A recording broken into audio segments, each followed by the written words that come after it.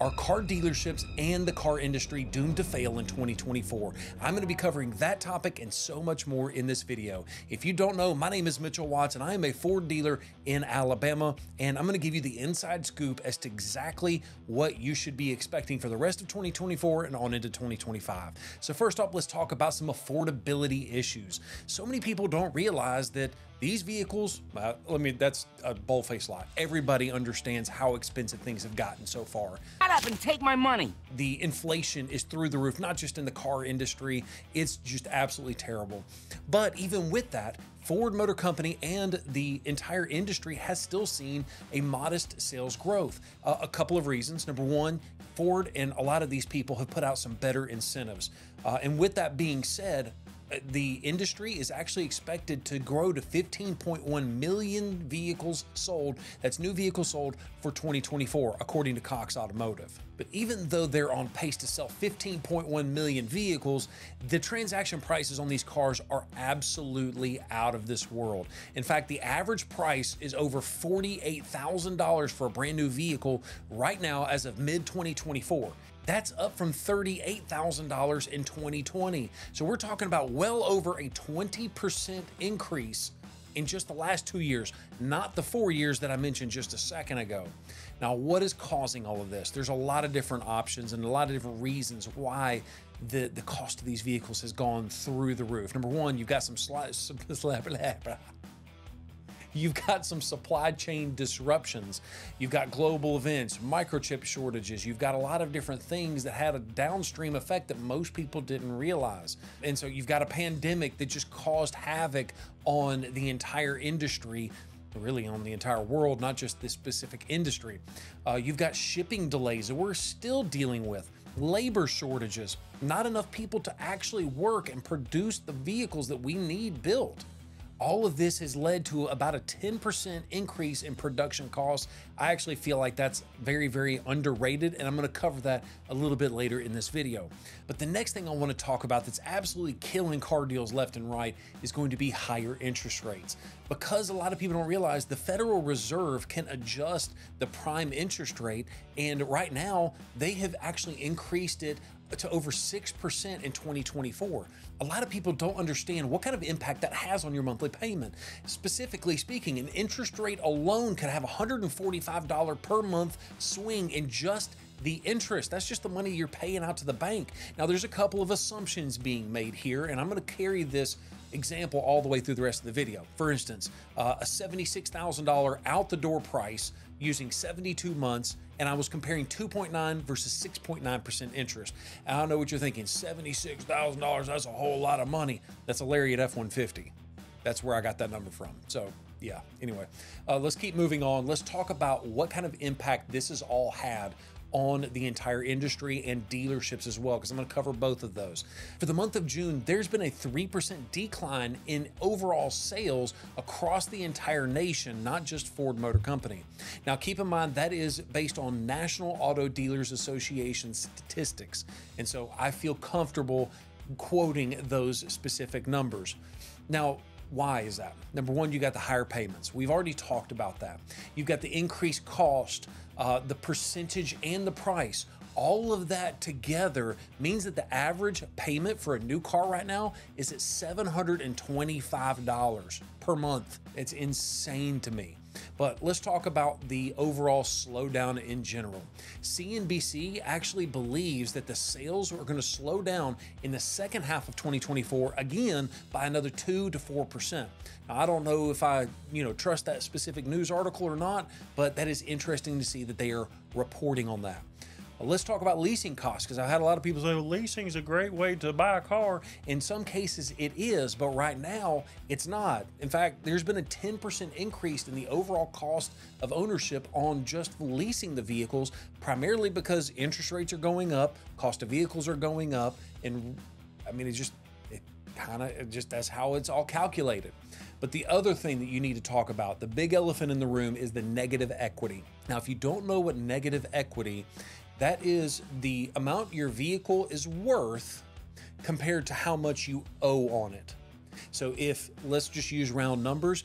If you have a vehicle and you go to trade it in and that vehicle is worth $20,000, and you owe $30,000 on it, that's $10,000 in negative equity. Now let's talk about how many people in the world have negative equity, because a lot of people, oh, I don't have negative.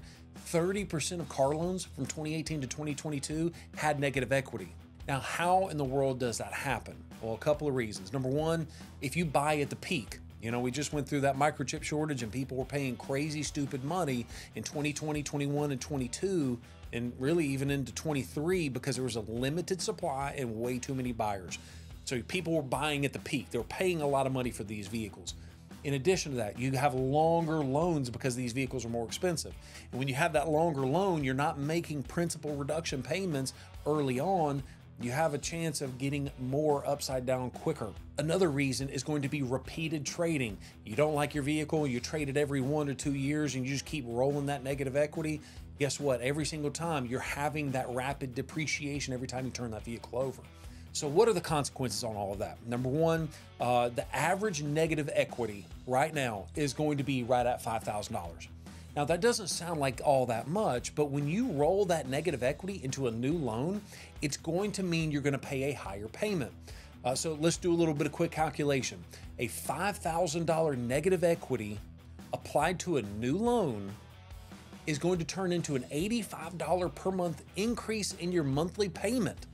Now, keep in mind, that's based on 72 months at 6.9% interest. You can use whatever assumptions you want to use, but that's what I'm using. $85 a month just in negative equity, and that's the average.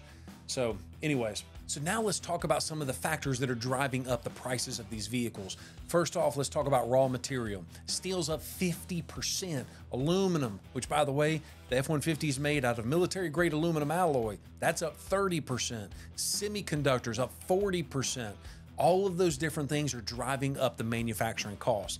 Plus you got supply chain issues, delays, the shortages, all of that kind of stuff is causing a 10 to 15% increase in that vehicle production because Ford Motor Company, GM, Stellantis, all of those companies got to get those vehicles out to the dealers so that way they can sell them. Now let's talk about tech and all the different features you can, the luxury features, if you will. So many modern cars right now have got some high-end technology. Like, for instance, the F-150's got Blue Cruise. I stinking love Blue Cruise. It is such a cool feature where you can drive with your hands and feet off. I drove down to the beach using Blue Cruise. 4.5 hours, never had to touch the steering wheel. It's crazy. I mean, I'd have to stop and pee before I'd have to touch the steering wheel. But anyways, let's kind of get back. Focus, Mitchell, focus. But anyways, you've got all of that different technology that can be featured inside of a vehicle. And I'm not saying Blue Cruise costs this, but a lot of these high-end luxury features can increase the cost of that vehicle by 5-10 grand pretty dadgum easy. But the last one is going to be the cost of labor is getting out of control. As you guys know, there's been a lot of different things in the news that talks about the cost of the labor to build these vehicles has gone up. We're not going to talk about the politics of that, but that is a reality. The cost to build these vehicles is higher than it ever has been, not just the materials, but the labor to go with that. All right, so if you're interested in buying a car, what kind of advice would you want to get? And that's what I'm going to give you as a Ford dealer. I'm going to give you that information, what I would want to know, knowing what I know. So the first thing, watch out for the interest rates, because if you keep an eye on an interest rate, and let's say they decrease the interest rate by 1%, it doesn't sound like a lot until you realize that over the life of the loan, that can save you $2,600 over the course of that loan. So 1% makes a massive swing in your payment. Another option you might want to consider is go with a CPO, a certified pre-owned vehicle. Sometimes that can save you 20-30% pretty dadgum easy. And what a lot of people don't realize is that a Ford CPO vehicle has got like a 7-year, 100,000-mile powertrain supplemental warranty. There's a lot of situations where a brand new vehicle has got less warranty than a Ford CPO vehicle does. So just, it's something you want to consider. I know you might only buy new cars, so you might want to consider a CPO if it can save you some money. But the last thing I want to talk about is researching your vehicle, research your deal. You need to be shopping online, not just at one dealership. If you don't have an established relationship with a dealership, I'd highly recommend get lots of different quotes and negotiate the best deal between all of them. If you've got an established relationship and you feel like they're giving you a great deal, there's nothing wrong with getting that second and third bid. If that makes any sense. I know for us, We treat our previous customers like royalty because we realize there's only so many customers to go around. Take care of the ones, what's that old saying? Dance with the ones that brought you. So anyways, the other thing I want to mention to you is when you're negotiating your deal, I want you to remember this quote.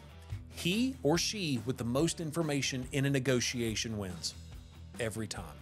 So it's not about who can be the meanest and who can, that's not what it's about. It's about, hey, thank you so much. I appreciate the offer that you're giving me for this vehicle, but quite frankly, I've already gotten 2 other quotes, and is that the best you've got? Don't be afraid to ask for that. But let's talk about incentives. This is a big one. You need to consider a manufacturer and a dealership that's got strong incentives and rebates. For instance, like Ford Motor Company, I was looking at an F-150 Lightning earlier, and they have 0% for 72 months plus a $1,000 rebate. Now, please check with us because these rebates change from month to month and sometimes week to week.